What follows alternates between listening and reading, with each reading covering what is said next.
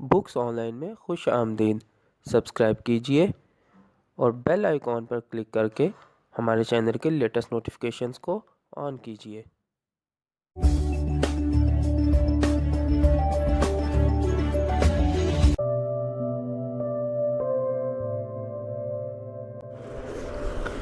अऊज़ु बिल्लाहि मिनश्शैतानिर्रजीम बिस्मिल्लाहिर्रहमानिर्रहीम। आज हम मुमताज़ मुफ्ती की किताब अलीपुर के अली के 35वें हिस्से के साथ हाजिर हैं। इस वक्त हम इस किताब के सफ़ा नंबर 294 पर मौजूद हैं। आइए शुरू करते हैं। बुलावा। अगले रोज़ अली जब चुबारे में बैठा हुआ हस्बे मामूल शहजाद के पाँव का जायज़ा ले रहा था तो दफतन चौगान से शोर सुनाई दिया। कौन है तू? वीर, किसे मिलेगा तू? कोई महल्ले वाली बोली। कौन आया है बहन? दूसरी चिल्लाई। मैं कहती हूँ कोई आया है क्या? हाँ हाँ, कोई अमृतसर से आया है। किसके यहाँ आया है? अपने अली अहमद के यहाँ। अच्छा, बिस्मिल्लाह, 100 बार आए, कोई मेहमान होगा।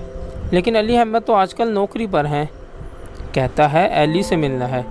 अली से मिलना है? अली घबरा गया। वो चुपके से उठा और खिड़की की दर्ज से देखने लगा। चौगान के ऐन दरमियान में एक ऊंचा लंबा जवान खड़ा देखकर वो हैरान रह गया।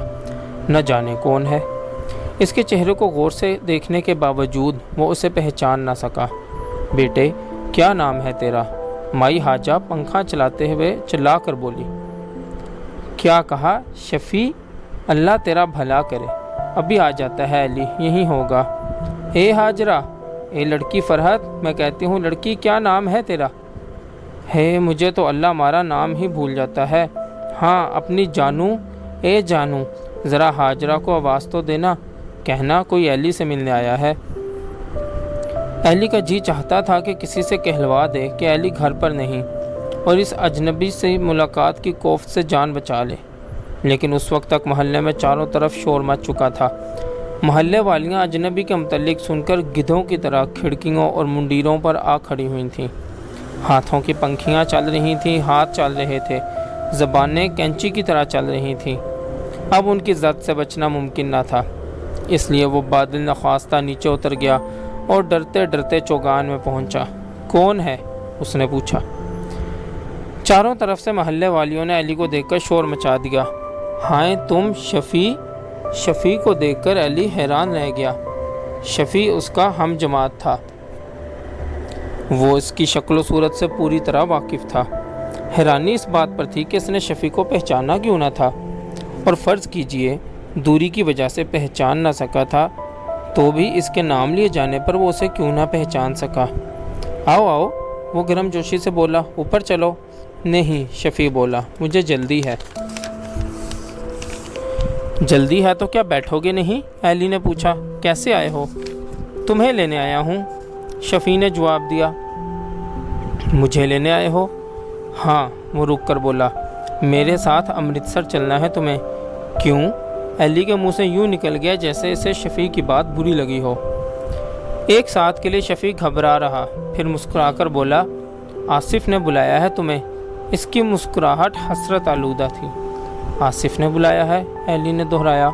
हाँ, वो कहता था उसे साथ लेकर आना। तुम किसी अपने काम से आए होगे यहाँ? अली ने पूछा। नहीं तो सिर्फ तुम्हारे लिए। सिर्फ मुझे ले जाने के लिए? खैरियत तो है? अली घबरा गया। आसिफ की हालत अच्छी नहीं, शफ़ी ने आंखें झुका कर कहा। हालत अच्छी नहीं? क्या मतलब? उसने कहा था मेरी तरफ से कह देना हालात अच्छे नहीं और साथ लेकर आना। शफ़ी ने बसद मुश्किल जुमला ख़त्म किया। तो हालात अच्छे नहीं, ये कहो ना, उसके हालात तो कभी अच्छे ना होंगे। अली चमक कर बोला। चलो अब रास्ते में बातें करेंगे, शफ़ी बोला। अगर मैं दूसरी गाड़ी में आ जाऊं तो? अली ने पूछा। नहीं, शफ़ी बोला, अभी चलना होगा, ज़रूरी है। अच्छा तो मैं तैयार हुआ हूँ, अली ने सोचते हुए जवाब दिया। देर न लगाना, शफ़ी ने इसे ताकीद की। बेमानी कोहराम। अली तैयार होकर आया तो वो स्टेशन की तरफ चल पड़े। महल्ले से बाहर निकलते ही अली ने सवालात की भरमार कर दी। आसिफ तुम्हें कैसे मिल गया? क्या तुम छुट्टियों में बाहर नहीं गए थे कहीं? خود کیوں نہ آیا آصف؟ تمہیں گھر کا پتہ کیسے مل گیا؟ مجھے اس نے کیوں بلایا ہے؟ آخر بات کیا ہے؟ شفیع علی کے سوالات سے گھبرا گیا، لیکن اس نے ان میں سے کسی کا جواب نہ دیا، بلکہ جواب دینے کے بجائے اس نے اپنا قصہ چھیڑ دیا۔ کہنے لگا، بات یہ ہے کہ آصف کو ایک لڑکی سے محبت تھی۔ علی نے مصنوعی تعجب سے کہا، ہاں اسے محبت ہو گئی تھی۔ شفیع نے کہا، لیکن اس نے مجھ سے تو کبھی بات نہیں کی تھی اس کے متعلق۔ علی نے منہ پکا کر لیا، کسی سے بات کرنا اس کی عادت میں داخل نہیں تھا۔ شفیع نے آہ بھری، پھر اس نے تم سے بات کیسے کی؟ تمہیں یہ راز کیسے بتا دیا آصف نے؟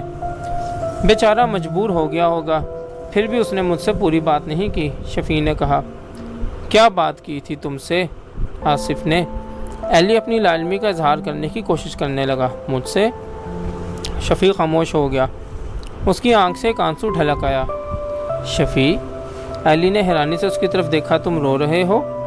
نہیں، شفیع نے مسکرانے کی کوشش کی، دراصل میری آنکھیں دکھتی ہیں، پانی گرتا ہے۔ آصف نے مجھے گھر بلا بھیجا تھا۔ کہنے لگا، شفیع کیا تم علی کو بلا سکتے ہو؟ اگر علی نہ آیا تو وہ خاموش ہو گیا۔ جس طرح وہ بات کرتا ہے تم جانتے ہی ہو۔ شفیع نے پھر بات شروع کی، ہاں مجھے معلوم ہے، علی نے کہا، اچھی طرح معلوم ہے۔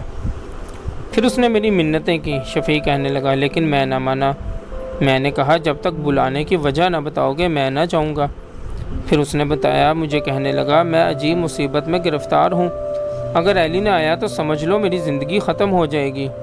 بے وقوف، علی چلایا، محبت لڑکی سے ہے لیکن علی نہ آیا تو سمجھ لو زندگی ختم ہو جائے گی، عجیب بے تکی سی بات ہے۔ نہیں علی، شفیع نے اس کا ہاتھ پکڑ لیا، وہ واقعی تکلیف میں ہے، اس کی حالت اچھی نہیں۔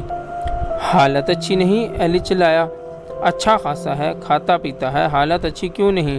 نہیں، شفیع رک رک کر کہنے لگا، اب تو بیچارہ ختم ہو گیا، منہ زرد ہو گیا، آنکھیں نکل آئی ہیں، پہچانا تک نہیں چاہتا۔ شفیع نے کہا، کیا واقعی؟ علی سوچ میں پڑ گیا، ہاں، اب شاید وہ بچ نہ سکے۔ شفیع نے بھرائی ہوئی آواز میں کہا، بچ نہ سکے؟ تم بھی حد کرتے ہو، علی بولا۔ سچ علی، شفیع نے سر جھکا لیا۔ شفیع کے انداز کی سنجیدگی کی وجہ سے علی خاموش ہو گیا۔ وہ چاہتا تھا کہ شفیع کی بات کی پھپتی اڑا دے، مگر ہمت نہ پڑی۔ اس نے محسوس کیا جیسے اس کی طاقت گویائی ختم ہوتی جا رہی ہو، جیسے اس کی رگوں میں خون جم گیا ہو۔ وہ خاموش ہو گیا اور وہ دونوں نہ جانے کب تک خاموش بیٹھے رہے۔ علی گاڑی کی کھڑکی کے باہر دوڑتے ہوئے دیہات کے منظر کی طرف کھوئے کھوئے دیکھتا رہا اور شفیع کی دکھتی آنکھ سے قطرے گرتے رہے۔ دفتن گاڑی کو دھچکا لگا اور وہ رک گئی۔ امرتسر کے پلیٹ فارم کو دیکھ کر علی حیران رہ گیا، اسے یاد ہی نہ رہا تھا کہ وہ امرتسر جا رہا ہے۔ اسے یہ بھی خیال نہ رہا تھا کہ شہزاد اس وقت بیٹھی مشین چلا رہی ہوگی، اسی طرح سر جھکائے، بازو لٹکائے۔ اس وقت علی کے ذہن میں ایک وسیع خلا پھیلا ہوا تھا۔ اسٹیشن سے وہ دونوں تانگے میں سوار ہو گئے۔ وہ دونوں خاموش ہو گئے تھے، جیسے انہیں ایک دوسرے سے کچھ نہ کہنا ہو۔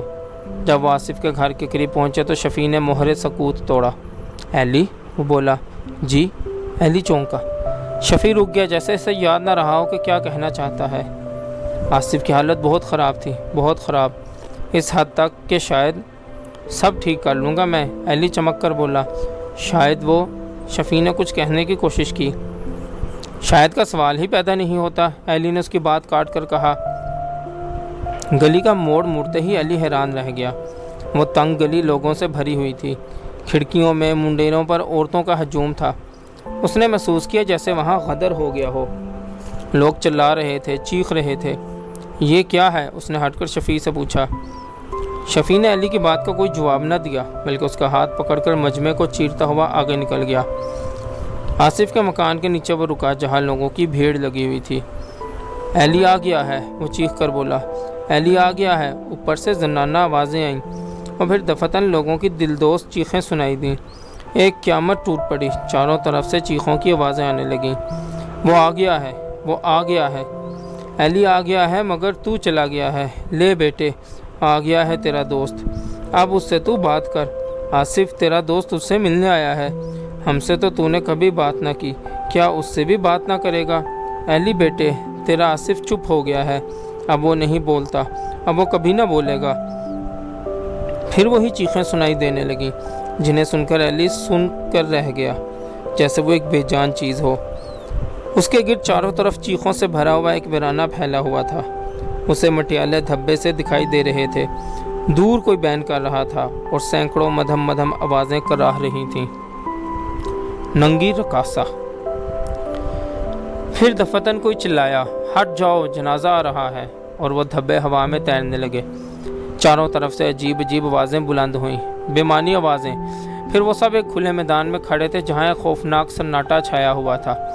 असेबज़दा मकान में भूत प्रेत चल फिर रहे थे। मैदान में कब्रों के दरमियान खुले बालों वाली एक खूबसूरत डाइन खड़ी थी। इसने अपनी छातियों पर से कमीज़ उठा रखी थी। इसके घुंघरियाले बाल चेहरे के गिर्द फैले हुए थे। इसकी आंखों से शरारे फूट रहे थे और वो रक्स कर रही थी। मुसर्रत भरा रक्स, वहशत भरा रक्स। लोग इसके वजूद से बेखबर सफ़ेद कपड़े में लिपटी हुई लाश कंधे पर उठाए हुए थे। फिर दफतन एक शोर बरपा हुआ। वो दिलदोज़ चीखें, वो हिचकियाँ, कराहें बंद हो गईं। वो न जाने किधर को चल पड़े। एली ने महसूस किया जैसे उनके आगे आगे वही नंगी रकासा नाचती जा रही थी। फिर वो नमाज पढ़ रहे थे और वो अमामत कर रही थी। वो लाश को दफना रहे थे और वो कहकहे लगा रही थी। एली, शफ़ी ने इसे आवाज़ दी, चलो घर चलें। एली ने नफ़ी में सर हिला दिया। तो क्या अलीपुर जाओगे? शफ़ी ने पूछा। इस वक्त? हाँ, एली ने जवाब दिया, मैं जा रहा हूँ। अच्छा तो चलो, मैं तुम्हें स्टेशन पर छोड़ आऊँगा, वो बोला। दफतन एली ने शफ़ी की तरफ देखा। शफ़ी? वो बोला, क्या वाकई आसिफ मर गया? शफ़ी ने इस बात में सर हिला दिया। लेकिन तुम तो कहते थे। एली रुक गया। मैं शफ़ी ने कुछ कहने की कोशिश की। मैं तुम्हें बताना चाहता था, लेकिन तुम्हें मालूम था कि? एली ने पूछा। हाँ। उसकी दुखती आंख से पानी जारी हो गया। आसिफ ने मरते वक्त वसीयत की थी कि तुम्हारे आने से पहले उसका जनाजा ना उठाया जाए। एली तड़प कर मुड़ा। वो फैला हुआ धुंधला का दफतन ख़त्म हो गया। उसकी गर्द ऊंचे लंबे लोग भाग रहे थे। ड्रोने मकानात सर उठाए खड़े थे। वसीयत? एली गुनगुनाया। हाँ, शफ़ी बोला, आसिफ ने कल रात जहर खा लिया था। जहर? एली के होंठ हिले। रात के 2 बजे वो मर गया और मरने से पहले उसने घर वालों से कह दिया कि जब तक तुम ना आओ जनाजा ना उठाया जाए। सुबह इसके घर वालों ने मुझे बुलाकर अलीपुर भेज दिया ताकि तुम्हें ले आऊँ। जहर खा लिया? एली अपने आप ही बड़बड़ा रहा था। कहते हैं, शफ़ी ने कहा, उस लड़की ने आसिफ को ख़त लिखा था, आओ हम इकट्ठे जहर खा लें, फ़लाँ दिन फ़लाँ वक्त, और दोनों मर जाएं। और वो भी मर गई क्या? एली ने पूछा। नहीं, शफ़ी बोला, वो नहीं मरी। कोई कहता है उसे खाने को जहर नहीं मिला। कोई कहता है वो दरअसल आसिफ से इंतकाम लेना चाहती थी, इसलिए उसने इसे धोखा दिया। उस लड़की की बेहद बदनामी हुई थी ना, और इसके भाइयों ने इसे बांध कर पीटा था। फिर वो उस मोहल्ले से उसे ले गए थे, दूर किसी और मोहल्ले में, सफ़ेद कटरे के करीब। लेकिन सच्ची बात के मुतल्लिक किसी को नहीं मालूम। शफ़ी ने कहा, मेरा ख्याल था शायद तुम्हें मालूम होगा। मुझे? एली सोच में पड़ गया। सब बेकार है, बिल्कुल बेकार, कोई फ़ायदा नहीं। एली ने महसूस किया जैसे वो खुद आसिफ की मौत का ज़िम्मेदार हो, जैसे इसी ने आसिफ को मारा हो। इन ऊंची इमारतों के ऊपर एक हसीन लड़की मुस्कुरा रही थी। मुस्कुराते हुए उसने अपनी कमीज़ के दामन को नीचे कोनों से पकड़ लिया और फिर बाजू पर उठाए, ऊपर और ऊपर, हत्ता कि वो नंगी हो गई। और आसिफ इसे देखकर चिल्लाने लगा, नहीं नहीं नहीं नहीं। फिर इसका रंग हल्दी की तरह ज़र्द पड़ गया और वो भूत बन गया, और लोगों ने इसे सफ़ेद लट्ठे में लपेट दिया। और किसी ने आवाज़ें बुलंद चलाकर कहा, हट जाओ, जनाजा आ रहा है। मैं समझता हूँ, शफ़ी बोला, उस लड़की ने वाकई आसिफ से इंतकाम लिया है, क्योंकि आसिफ ने उसकी तरफ इल्तफ़ात ना किया था। कुछ लोग कहते हैं वो दोनों 4 बार चोरी चोरी मिले भी थे।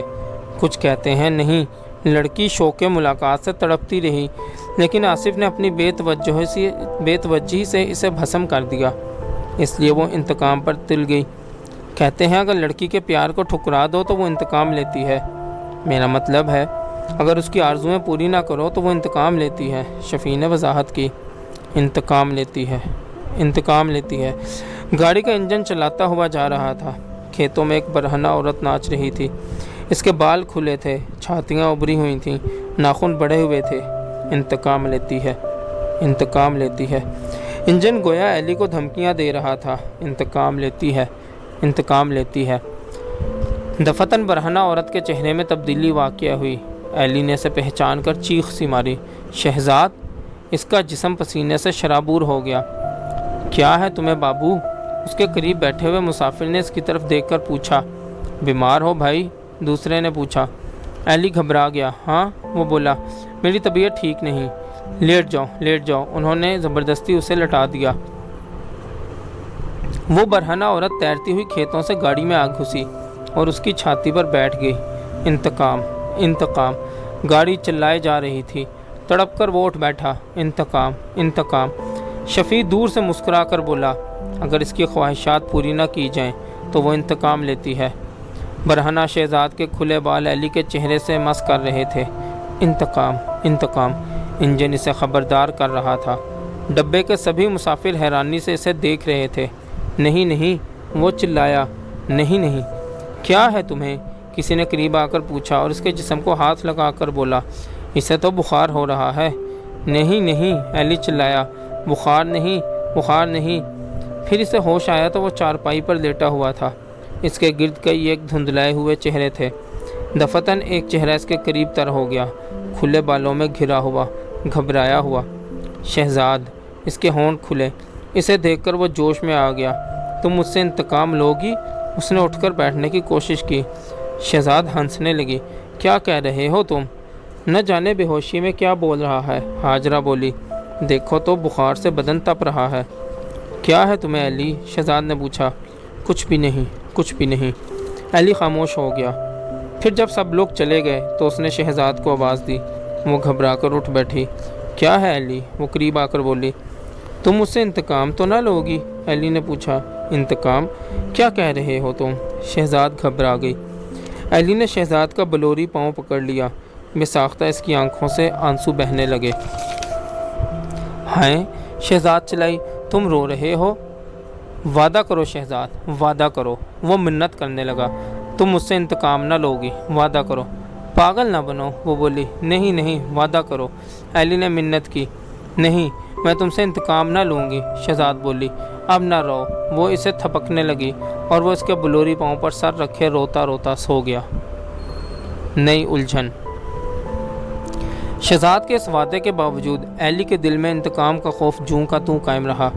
اگرچہ شفیع نے اس روز وہ بات سرسری طور پر کی تھی، مگر ایلی کے دل میں وہ بات گھر کر گئی۔ اور پھر نہ جانے آصف کی موت کی وجہ سے یا امرتسر کے لوگوں کی سرگوشیوں کی وجہ سے وہ بات ایلی کے دل کی گہرائیوں میں اتر گئی۔ جب بھی ایلی شہزاد کے پاس جاتا تو شفیع نہ جانے کدھر سے آ نکلتا اور مسکرا کر کہتا، اگر عورت کی آرزویں پوری نہ کی جائیں۔ دفتن اس کی مسکراہٹ خوفناک سنجیدگی میں بدل جاتی اور ساری دنیا پر سکوت طاری ہو جاتا، خوفناک سکوت۔ اور پھر فاصلے پھیلتے اور شہزاد کوسوں دور ہو جاتی اور وہ بڑبڑاتی جانو منظر سے خارج ہو جاتی۔ اکثر اکیلے میں بیٹھے ہوئے وہ سوچتا، آخر شہزاد کو کیا پڑی ہے کہ مجھے اچھا سمجھے؟ چاہنا تو بات ہی اور ہے۔ وہ شادی شدہ ہے، اس کا خامند ہی جو چھت پر آنکھیں گاڑنے کے باوجود شہزاد کی ہر بات پر مسکرا دیتا ہے، اور جب بھی اس کی طرف دیکھتا ہے تو اس کے ہونٹوں سے لعاب کا تار نکل آتا ہے جیسے شہزاد مٹھائی کی ٹوکری ہو۔ ایسے خامند کو چھوڑ کر ایلی سے محبت کرنے میں اسے کیا فائدہ ہے؟ ایلی کا ناک نقشہ حسین نہ تھا، اس کا جسم ہڈیوں کا ایک ڈھانچہ تھا، رنگ سیاہ تھا جس میں چوڑے چوڑے زرد دانت نہایت بدنما لگتے تھے۔ ایلی کو یقین نہ آتا تھا کہ کوئی عورت اس سے محبت کر سکتی ہے۔ اس دور میں ایلی کے خیالات روایتی رنگ لیے ہوئے تھے، بہت سے روایتی اعتبار سے اس کے دل میں جاں گزین تھے جن کی صحت کے متعلق اسے کبھی شک نہیں پڑا تھا۔ شک بھی کیسے پڑتا؟ یہ دور اس عمر کا وہ دور تھا جبکہ اس کے والدین، اس کے بزرگ اور محلے کے بوڑھے اسے ایک بچے سے زیادہ حیثیت دینے کے لیے تیار نہ تھے۔